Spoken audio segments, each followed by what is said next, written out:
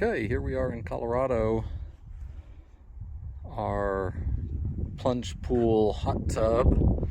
The concrete walls were poured yesterday morning, finished up yesterday afternoon. They've taken off one side on the outside of the forms and ended up taking, I think, 12 yards of concrete for 15 by 8 by 5 feet deep.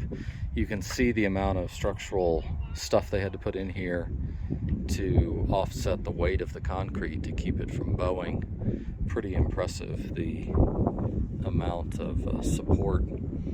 And actually, I don't know if you can see it, but compared to the foundation, it did actually bow a little bit in the middle here. So they're actually going to have to come back and grind this center section down to get it perfectly smooth. And that'll happen in a couple of days. You can see all these supports they put in to resist the outward force. So the walls ended up being 14 inches thick instead of 12. Had we thought about it a little more, instead of putting the rebar right in the middle of the wall, we should have put the rebar about 3 inches from the interior wall, which would have given us more room for the pipes. We had to add additional concrete to cover the thickness of the pipes with insulation. And so it ended up being 14 inches. We could have done significantly less if we had done that rebar offset.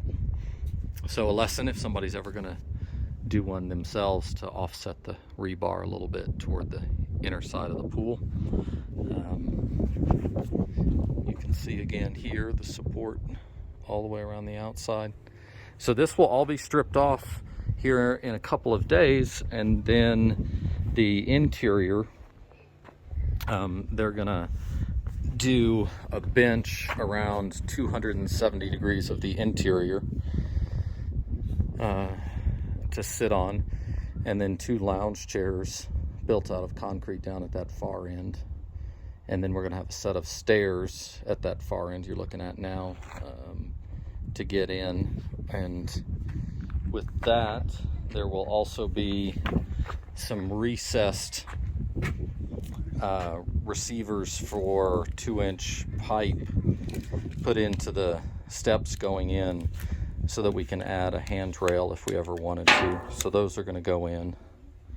And then all of this will be concreted out here to match up with our current concrete. And there will be a 4-foot sidewalk all the way around the outside of it. We're looking at doing something like this for the coping, and then that's all of our tile that we've already gotten, and it's in the garage ready to go. So the concrete has to dry for about 25 days, and then we do a test on it. It's a water absorption test for 3 days, where we put some powder in a sealed container on the concrete, and then you weigh the powder before and after, and it gives you a measurement of water per 1,000, I forgot the units. And that the concrete has to be to a certain dryness before we apply the waterproofing paint on the interior. And then just a day or so after that goes on, the tile can start going on. So they'll fill all this back in around the outside here and pour the sidewalk here in the next week. I'll pour all of this and start working on the interior benches. And at that point, that'll be the last of my plumbing that has to go in, is down there at the far end. I'll plumb out all the benches with jets, and the seats at the far end with jets. And I've already pre-planned that, so down at the far end there at the bottom you can see some jets or some pipes, and that's what I'll start tying into. Drains down there at the far bottom coming out of the side, and then you can see where the jets will eventually be around the edges here, anywhere those white pipes are. You can see them. And then the pump house back there. There's also a control unit box recessed behind this wall. that's about 6 inches deep, and in there we'll just have a door over it with some controls in there. Over here you can see they did a bump out around the skimmer, and the recommendation is at least 4 inches around all sides of the skimmer. I think we have 5 on this back side, and that went really well, and it perfectly level. But this is the bump out they had to do to get around that. And then the last part is this pipe you see sticking out there with the wires. That will go through the coping, which is 2 inches thick. The coping you see over there, there'll be a hole drilled through there. That'll come through there, and then we'll etch down into the coping a little bit, and there'll be a spa control panel that sits on there that fits down in nice and flush with the coping edge. And we're using a Balboa system with a Spa Touch 2C rectangular panel. Pretty hard to find right now, but pretty excited about that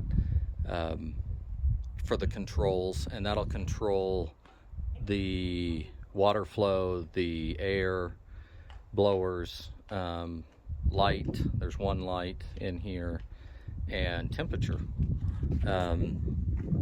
And then we're having a custom-made cover made to cover this size. We had to go with aluminum, and it's an interesting product. I think it'll hold up really well, and it looks pretty good too, and has pretty good R value. But it'll actually have 4 panels, so it'll be split in the middle, and they'll each fold out to one end or the other. But they're about 12 or 15 weeks behind on getting that made, so that'll be coming hopefully by the time we get snow. So looks pretty neat. We're debating whether we should just leave the exterior as raw concrete. We think that looks pretty nice with the coping versus putting travertine on the outside. Not sure, it has a pretty ultra modern look if you step back, and we like that look. So I don't know, we'll see what we end up deciding. I'll walk you over to the pump house real quick, give you a little bit of an update on that. I haven't finished my work in here. That's sort of the next step while the concrete's drying. So I did get the Raypak heater in here, and you can see the vent stack for that. That was quite a project to get that on and sealed. And then I've got the Raypak in here, and sorry it's all a mess, but you can see the Raypak's now in position. This is a 266K BTU unit, I believe. This is propane because we're out in the country. And you can see I still have to, so I've done the air plumbing back there, but I've got to do all of the spa and water pumps and everything in here. It's going to be a lot of work.